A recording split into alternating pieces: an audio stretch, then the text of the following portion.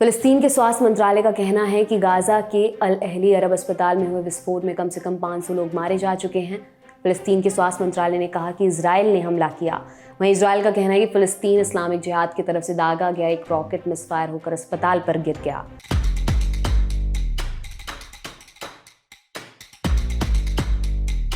हनान्या Naftali का एक post viral हो रहा है। मीडिया रिपोर्ट्स में बताया गया कि नफ्ताली इजराइल की सरकार के साथ काम करते हैं। उन्होंने 17 अक्टूबर की देर रात एक्स पर पोस्ट कर ये बताया था कि गाजा में अल अहली अरब अस्पताल पर इजराइल ने हमला किया है। पोस्ट में उन्होंने लिखा था, इजरायली वायुसेना ने गाजा में एक अस्पताल के अंदर हमास के आतंकवादी बेस पर हमला किया।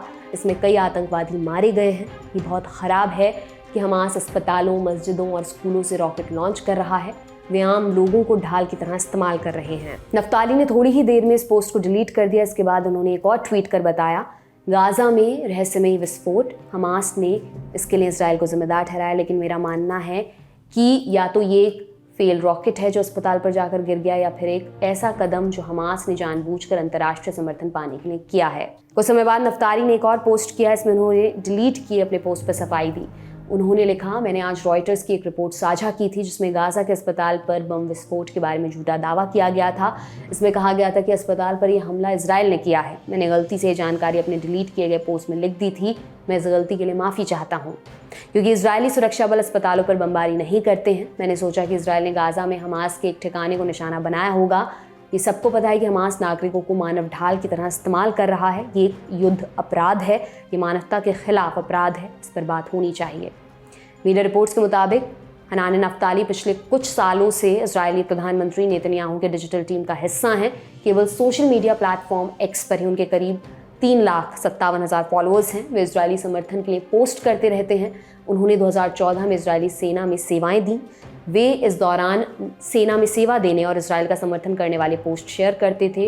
वे इसके बाद से मशहूर होने लगे।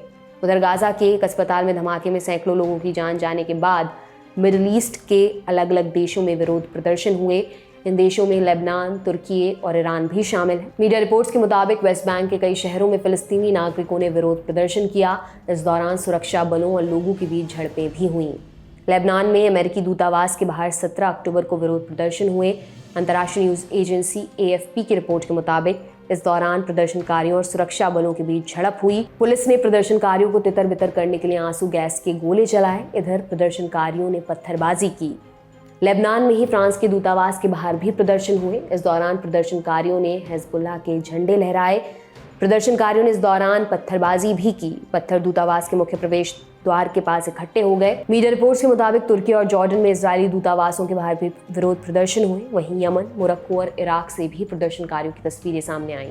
ईरान की राजधानी तेहरान में ब्रिटेन और फ्रांस के दूतावासों के बाहर भी लोगों ने विरोध प्रदर्शन किए। आपके लिए तमाम जानकारी इकट्ठा की है हमारी साथी प्रज्ञा ने। मेरा नाम दिव्यांशी सुमराव है। आप देखते रहिए दी लंदन टॉप। शुक्रिया।